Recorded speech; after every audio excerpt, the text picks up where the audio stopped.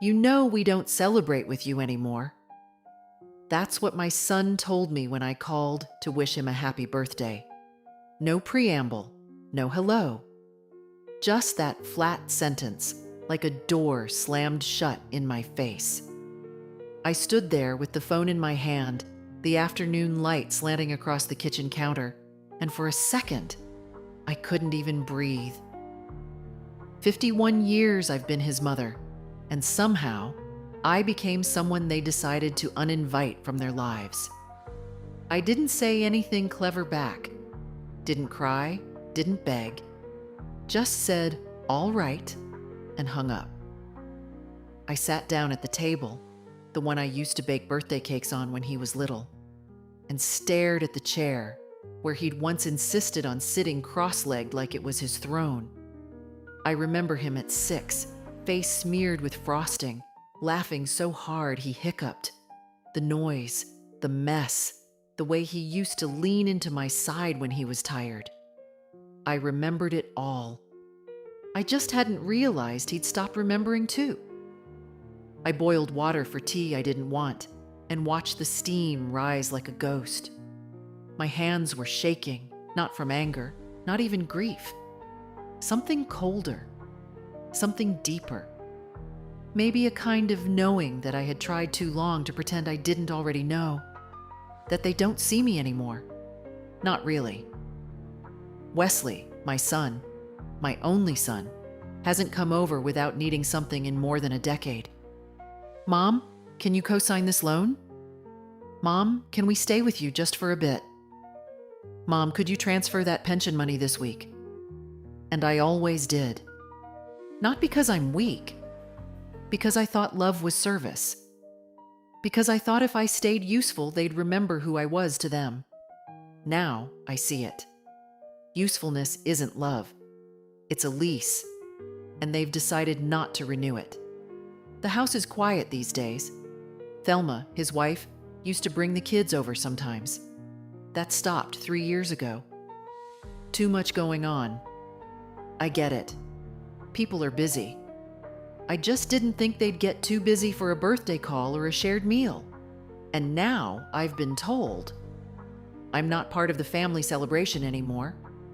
I sat there until the tea got cold, until the light shifted and the shadows stretched long across the linoleum. Then I got up and opened the drawer where I keep the old birthday cards. I've saved everyone. The crayon scribbles, the crooked hearts. One year he wrote, "Mom, you're better than a dragon." I smiled. I'd told him that story about dragons guarding treasure, and he'd thought it was the highest compliment. I think it still is. I folded the phone bill, slid it into the folder where I keep the house documents. My name is still on everything. They've hinted over the years about putting things in order, about safety, about transitioning the property.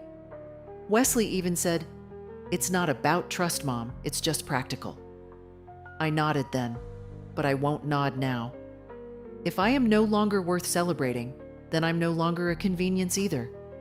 That night, I didn't sleep much. I watched the moon rise out the east window and thought about what it means to be erased from your own life by the people you gave it to. I didn't cry. I just made a promise. To myself this time. No more silence. No more waiting for invitations that won't come. I have nothing left to lose. And that, my dear, is a kind of freedom. When Wesley was young, his birthdays were events. I would start planning a month in advance. He liked themes, pirates, astronauts, cowboys. I'd sew decorations from fabric scraps, bake cakes in strange shapes, handwrite invitations for his classmates. I never did any of it for praise. I did it because when he smiled, when his eyes lit up, the whole world seemed worth it. That was before cell phones, before quick texts and hollow thanks with no eye contact. I remember his 8th birthday like it happened yesterday. He wanted a space party, and we had no money that year. George had just been laid off, and we were stretching every dollar like taffy. But I stayed up all night making planets out of paper mache and hung them from the ceiling with fishing line. The cake had silver sprinkles and marshmallow meteors. He hugged me so hard he nearly knocked me over. "Best mom in the universe," he said, voice thick with cake. I think about that now and wonder, did that boy disappear entirely, or is he still in there somewhere, buried under adult obligation and polite cruelty? The last birthday I hosted for him was his 40th. He hadn't asked for anything, but I surprised him anyway. Invited a few close friends, cooked his favorite stew, even bought balloons. Thelma rolled her eyes the whole evening. "He's 40, not 4, she whispered to me in the kitchen. But Wesley smiled. He kissed me on the cheek when he left, said, "Thanks, Mom. You didn't have to." And I replied, "I know." That was 11 years ago. Since then, I've been downgraded. From mother to errand point, from home to mailing address. I opened my ledger that afternoon. It's not fancy, just a spiral-bound notebook I've kept in my side drawer for years. Every time Wesley needed help, I wrote it down. Not because I wanted to make him pay me back. I knew he never would. I did it so I wouldn't forget that I mattered. That my help wasn't invisible. Loan for car repair, $2,000. Bridge mortgage, $5,000. College deposit for Mia, my granddaughter, $3,500. Medical bills for Thelma's dental work, $100. Birthday trip to Cancun, unplanned emergency credit transfer, $1,800. Total, more than $30,000, spread across 15 years. Not once did I receive a thank you card. Not once did they offer to return even a dime. It was always framed as temporary, or "we'll sort it later," or "you're a lifesaver, Mom." And I suppose I was. But I think they started believing I'd never stop saving them. Well, the bank was quiet when I walked in. That sterile, too cold air that always makes my skin prickle. I knew the teller, a young woman named Brenna, always kind, always patient. I asked to freeze the automatic transfers. She looked at me with raised eyebrows. "Oh, are you sure, Mrs. Hartley? We have a few scheduled for your son's account." "I'm aware," I said, keeping my voice steady. "Please cancel them all." She nodded, fingers flying over the keyboard. "Would you like to set a new password on the account? Just in case?" "Yes," I said. "Let's do that." I left with a printed receipt and a strange sense of peace, like exhaling after holding your breath for too long. That night, the phone rang. Not Wesley. Not yet. It was Thelma. She didn't bother with pleasantries. "Hey, did something go wrong with the transfer this month? Wes said nothing came through." "No, nothing went wrong," I said.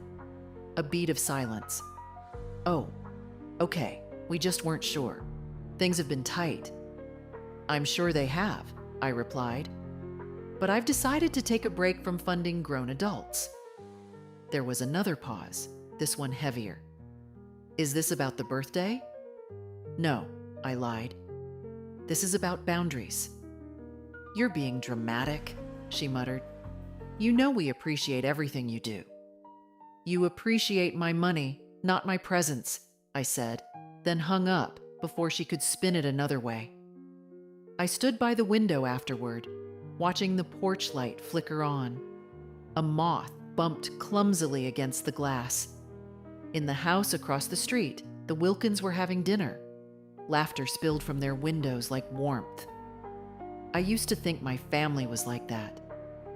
I used to believe my love could hold us all together. But some things fall apart because no one else is holding on. The next morning, I opened the kitchen drawer and pulled out the folder I'd marked Property and Essentials. I hadn't touched it in a long time, not since George passed. It held the deed to the house, the insurance policies, George's will, and a few notes I'd scribbled in the margins of old legal documents when the kids started casually suggesting that I consider signing the place over. "For your peace of mind, Mom," Wesley had said one Thanksgiving, "it'll be easier to manage down the road." Thelma's approach was sharper. "You're one fall away from needing round-the-clock care," she'd muttered while wiping her hands on my dish towel. "Selling now means you can move into a proper place, with help. They're building those new senior condos. It wouldn't be a bad thing." I smiled then, said I'd think about it. But inside, something had clenched. I've lived in this house for 42 years. I brought my son home from the hospital to this house. I nursed George through his last months under this roof. Every corner knows me. The chip in the tile by the fridge. I dropped a casserole there the day I found out George's cancer was back. The scratch on the living room floor.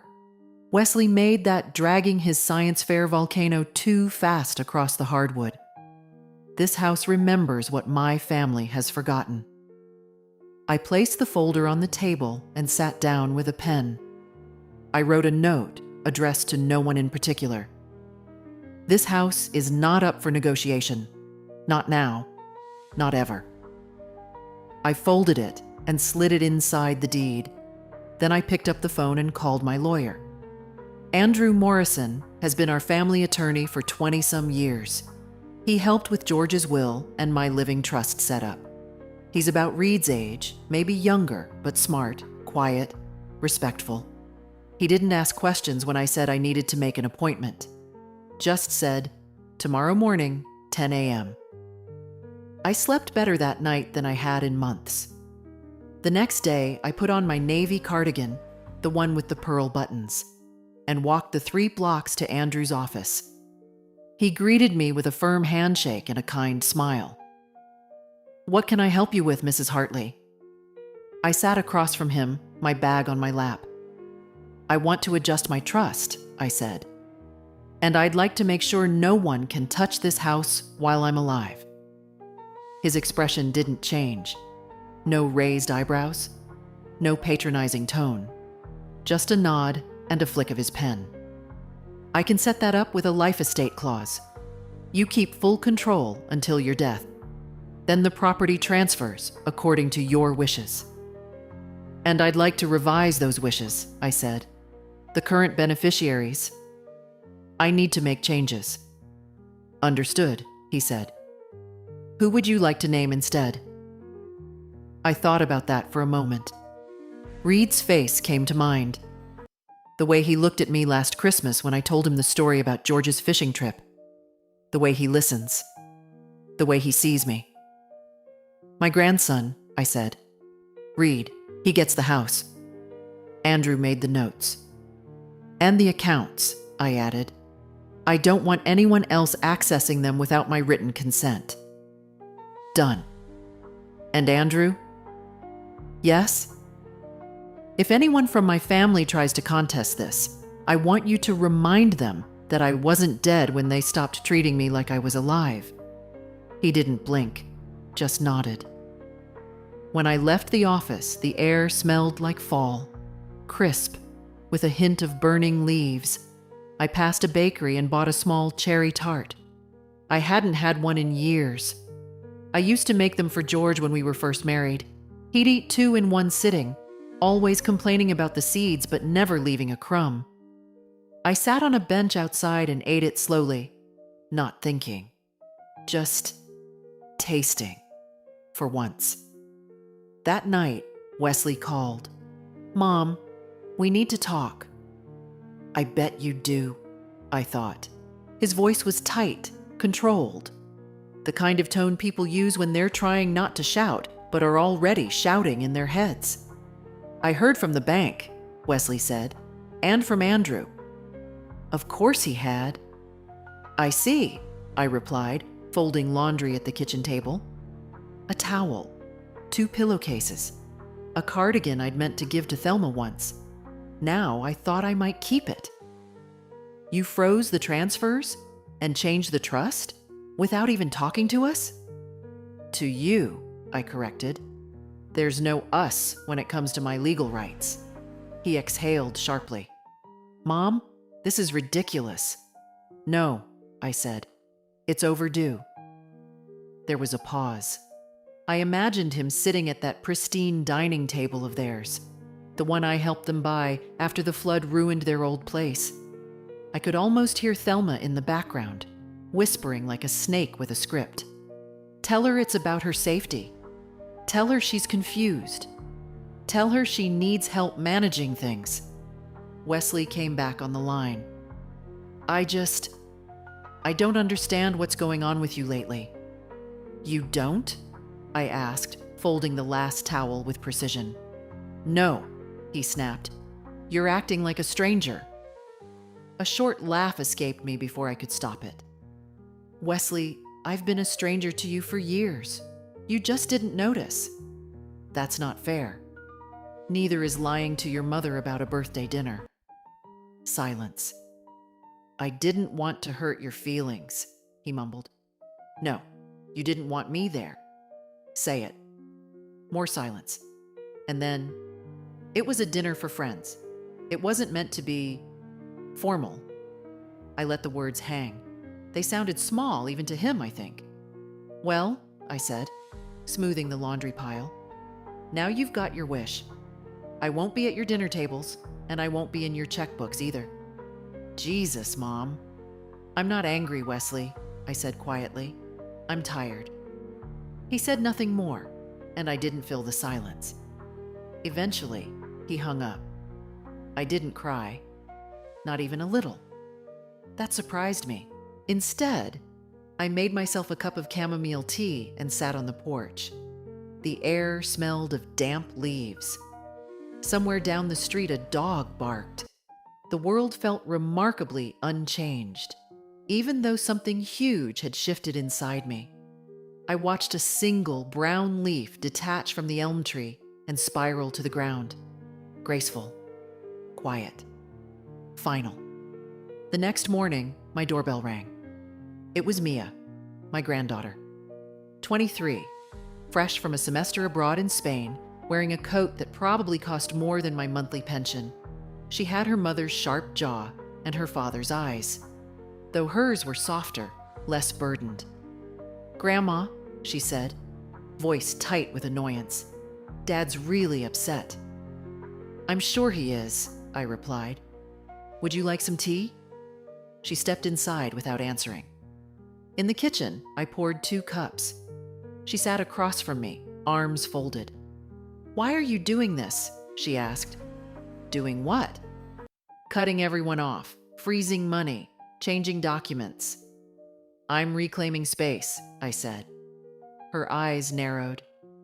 That sounds like something from one of my sociology classes. It's something from my life, I said calmly. I've been everyone's backup plan for too long. She frowned. You wanted to help.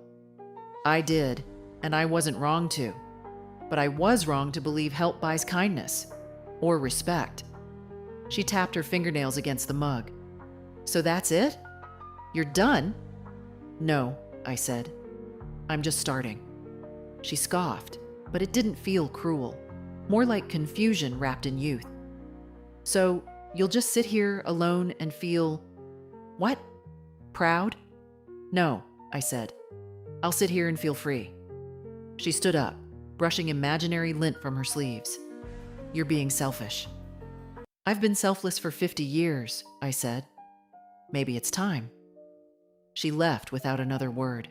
No hug, no goodbye. Just the soft slam of the screen door behind her. I didn't run after her. I didn't apologize. I just finished my tea, warm and quiet in my own kitchen. That afternoon, I took a walk. Nothing long, just around the block, slow and steady, my cane tapping a rhythm against the pavement. The trees were still holding on to their last colors, burnt gold and stubborn red. I paused outside the old Lambert house, now owned by a couple with 3 loud little boys. Their laughter spilled through the windows, high and sharp, like the shriek of summer birds. I used to think noise meant chaos. Now, I think it means life. Back home, I sat by the window with a notebook and a cup of weak coffee. I'd barely written anything in years, just grocery lists and names of pills. But now, my pen moved without hesitation. Read. I started the letter with his name and didn't stop writing for 10 minutes. I told him not everything, not the details about the bank or the trust. He'd find out soon enough. But I told him what mattered. That I loved him. That I saw how kind he was. That I trusted him with more than my secrets, with my memory, my worth, my story. When I finished, I folded the paper and placed it in an envelope. I didn't write his address. I'd give it to him when the time was right. The phone rang just as I stood to get more coffee. I expected Wesley again, or Thelma, but it was Reed. "Hi, Grandma." His voice still carried that soft hesitance, the one he'd had even as a child, afraid to say too much too soon. "Hi, sweetheart. I talked to Dad." Of course he had. "He's mad," Reed said. "I imagine. He said you're cutting everyone out of your life." I smiled. "No, just the ones who only come for what they can take." He didn't laugh. He was quiet. Then, "I don't want to be one of those." I felt something loosen in my chest. "You never were," he sighed. "Do you want me to come over?" "Yes," I said, "but not to talk about your father. Just to have tea. Just to sit. I'll be there in 20. When Reed arrived, he brought a paper bag from the corner bakery and his old college hoodie that made him look 12 again. We didn't speak much at first, just tea and cinnamon buns and the ticking of the kitchen clock. Then he said, "You're not wrong, you know, about the way they treat you." I didn't answer. I didn't have to. "They talk like you're a chore, like helping you is some kind of tax they have to pay." I blinked. "You listen closely." He shrugged. "It's hard not to when I care." I placed a hand over his. "You're the only one who's ever asked me how I feel without needing something after." He looked away, embarrassed. "You deserve better than them," he said, voice low. "I deserve better than I've allowed," I corrected. "But that changes now." He didn't argue, just nodded. Before he left, I handed him the letter. "Don't open it yet, but keep it." He held it carefully, like it might be fragile. "I will." When the door closed behind him, the silence didn't feel so heavy anymore. It rained the next morning, a slow, deliberate drizzle that blurred the edges of everything. I stood by the window, watching the drops race down the glass, each one dragging pieces of the sky with it. The house was still, too still, but I didn't feel lonely. I felt paused, like something important was about to begin. At 10 o'clock sharp, I went to the lawyer's office. Andrew was already waiting, papers neatly stacked on his desk, a pen polished and placed precisely at the top. "We can formalize everything today," he said. "You'll retain life estate rights. The property goes to Reed upon your death. Non-contestable. The accounts will be locked with single signature authorization. Yours." "Good," I said. "Would you like to inform your son of this directly?" I looked at him. "No, I think the silence will speak louder." He nodded, then passed me the documents. I signed without hesitation. Not because I was angry, that part had passed, but because it was time. I'd spent too long living with one foot in someone else's plans. Now, both feet were firmly under my own roof. When I got home, I placed the signed copies in the fireproof box I keep under my bed. Alongside them, I tucked a short letter to myself. "You've done what they never expected. You chose yourself. That's not betrayal. That's survival." The doorbell rang mid-afternoon. For a moment, I thought maybe Reed had come back, but when I opened it, I saw Thelma. Her umbrella dripped all over the porch, and she was already frowning. "Can we talk?" I stepped aside. "Come in." She didn't take off her coat. She didn't sit. Just stood near the kitchen doorway, as if afraid the house might trap her. "I heard about the trust," she said. "From Wesley. I imagine he's having a difficult week." She scoffed. "You're being unreasonable." "I'm being clear. Cutting us out of everything." "I didn't cut anyone," I interrupted. "You walked away. Years ago." She crossed her arms. "You're overreacting. This whole thing with the birthday dinner." "Don't," I said, voice low. "Don't pretend that was an accident. You and Wesley lied. You excluded me. And I'm done pretending that didn't happen." "I was trying to protect the evening," she said. "It wasn't the place." "To include the woman who raised your husband? Who helped pay your dental bills? Who watched your kids when you were busy?" Her face flushed. "This isn't about money." "No," I said. "It's about value, and I finally understand mine." She looked around the kitchen like it might help her argue, like the faded curtains or the scratched countertops would suddenly make me smaller. "I just don't get why you're doing this now," she said, voice thinner. "Because I've finally remembered who I am." Thelma shook her head. "Wesley won't let this go. He doesn't have to let it go. He just has to let me go." She didn't have an answer for that. She turned and walked to the door, her steps sharp against the floor. "I hope you know what you're doing," she said before leaving. "I do," I said, for the first time in a long while. When the door closed, I exhaled. The kitchen was still warm with the smell of morning toast. I poured myself a fresh cup of coffee, black this time, no sugar, strong, just how I like it. Later that evening, I pulled down the box of old photos from the top shelf of the hall closet. The cardboard was worn thin at the corners, the tape yellowed and curling. I carried it carefully to the table and opened it, as if it contained something fragile. And in a way, it did. My whole life flattened into snapshots. There was George in the garden with his sleeves rolled up, dirt on his cheeks, and a grin so easy it made my chest ache. That was the summer he built the trellis out back, said the roses deserved something strong to climb on. There was Wesley, age 5, covered in chocolate and shame after sneaking cake before dinner. His eyes were wide, guilty, but laughing. And there I was, in the background, holding the spatula and pretending not to see him. Back then, the lies were harmless. I laid out the photos in rows, like evidence at a trial only I could preside over. I hadn't thought about George much these past few weeks. That surprised me. But now, seeing his face again, I heard his voice as if he were in the room. "Don't let them turn you into a pocketbook with a pulse," he'd said once. He'd laughed, but his eyes had been serious. George had a quiet way of seeing things before I did. He'd warned me, gently, about the way Wesley and Thelma leaned on me. "They love you, Joe," he'd said. "But they take, too. You need to remind them you're a person."